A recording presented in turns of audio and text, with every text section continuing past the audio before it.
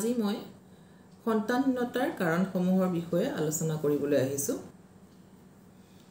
এহাল দম্পতীয়ে এবছৰ ধৰি চেষ্টা কৰি থকাৰ পিছতো যদি সন্তান ধাৰণ কৰিবলৈ অপাৰগ হয় তেনেহলে তেওঁলোকক সন্তানহীনতাৰ কবলত পৰা বুলি কোৱা হয়। ৩৫ বছৰ বয়সৰ ঊৰ্ধ্বৰ মহিলাসকলৰ ক্ষেত্ৰত এই সময়ৰ সীমা হৈছে ৬ মাহ। এই সন্তানহীনতাক দুটা ভাগত বিভক্ত কৰিব পাৰি।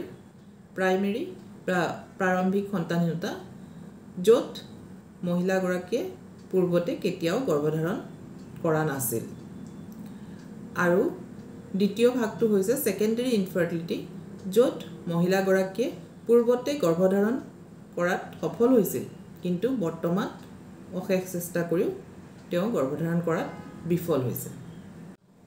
গৰ্ভধাৰণ হ'বলৈ হ'লে মহিলাগৰাকী আৰু পুৰুষজনৰ জননেন্দ্ৰিয়বোৰ গাঁথনিকভাৱে সুস্থ থাকিব লাগিব, হৰম'নসমূহ নৰ্মেল থাকিব লাগিব, ডিম্বাণু আৰু শুক্ৰাণুৰ গুণাগত মান অটুট থাকিব লাগিব। যদি এই কাৰকসমূহৰ যিকোনো এটাৰো তাৰতম্য ঘটে তেনেহলে সন্তান ধাৰণ কৰাৰ ক্ষেত্ৰত অসুবিধাই দেখা দিয়ে। মহিলাগৰাকীৰ সন্তানহীনতাৰ কাৰণসমূহ মূলতঃ হ'ল ডিম্বাণু নিঃসৰণ বা কণী ফুটাৰ বিসংগতি, যেনে PCOS, থাইৰয়ড, প্ৰলেক্টিন ইত্যাদি হৰম'নৰ তাৰতম্য, ডায়েবেটিছৰ সমস্যা, মেদবহুলতা, ডিক্ৰিজড ওভাৰিয়ান ৰিজাৰ্ভ অৰ্থাৎ ওভাৰিত ডিম্বাণুৰ সংখ্যা কমি অহা, এইবিলাকৰ কাৰণে সাধাৰণতে অভুলেটৰী ডিছফাংচনবিলাক হয়।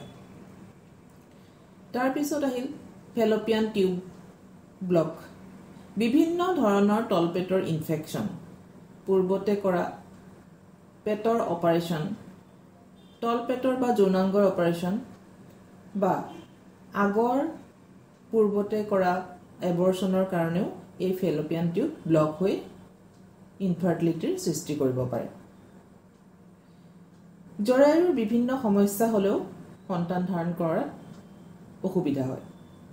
জৰায়ুৰ বিভিন্ন সমস্যাসমূহ হ'ল এণ্ডোমেট্ৰাইটিছ অৰ্থাৎ জৰায়ুৰ ভিতৰ ভাগৰ ইনফেকশ্যন, এণ্ডোমেট্ৰিয়েল পলিপ, এণ্ডোমেট্ৰিঅচিছ, ফাইব্ৰইড যি জৰায়ুৰ এবিধ টিউমাৰ, এই টিউমাৰবিধে যদি জৰায়ুৰ ভিতৰ ভাগ অৰ্থাৎ এণ্ডোমেট্ৰিয়ামত অসুবিধা কৰে বা এই টিউমাৰ যদি বহু বেছি ডাঙৰ আকাৰৰ হয় তেতিয়াও ই সন্তানহীনতাৰ সৃষ্টি কৰিব পাৰে। জন্মগতভাৱে গাঁথনিক বিসংগতিৰ ফলতো গৰ্ভধাৰণৰ সমস্যা হ'ব পাৰে, কিন্তু ইয়াৰ সংখ্যা বৰ বেছি নহয়। শতকৰা 40 পৰা 50% সন্তানহীনতাৰ বাবে পুৰুষজনেই জগৰীয়া।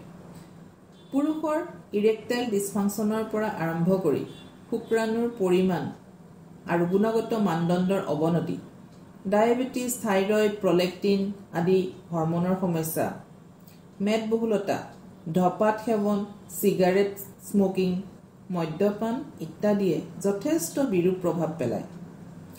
মানসিক চাপে পুৰুষ মহিলা উভয়ৰে ফাৰ্টিলিটিৰ ক্ষেত্ৰত যথেষ্ট প্ৰভাৱ পেলায়। বৰ্ধিত বয়স এই ক্ষেত্ৰত এক ডাঙৰ অন্তৰায় হিচাপে থিয় দিয়ে। কেতিয়াবা কোনো কাৰণ নথকাকৈও সন্তানহীনতাই দেখা দিব পাৰে।